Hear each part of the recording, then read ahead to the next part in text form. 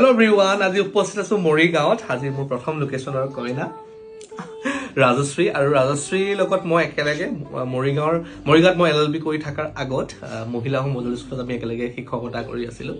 পিছত তাই গুচি গ'ল নিজৰ জবৰ কাৰণে, বা যিদিনা মই মোৰ ৰাস্তাত গুচি গ'লোঁ। তাৰপিছতে আজি বহুত দিনৰ মূৰত একদম ডাইৰেক্ট তাই বিশেষ দিনত। কি খবৰ ৰাজশ্ৰী? ভাল, বহুত ভাল। কেনেকুৱা লোক লাগিব যদি ইয়াত? মানে নিউড এণ্ড সোবাৰ একদম। মই তাইক চিনি পাওঁ, তাই পাৰ্চনেলি এইটো কাৰণে জানো তাই চিম্পল বিৰাট ছোৱালীজনী, গতিকে তাইক যদি মই অদ্ভুত কিবা এটা কৰি দিওঁ বেয়া লাগিব। অবভিয়াছলি বিয়া বুলিয়ে যেন থপিব লাগিব তেনেকুৱা কোনো কথা নহয়।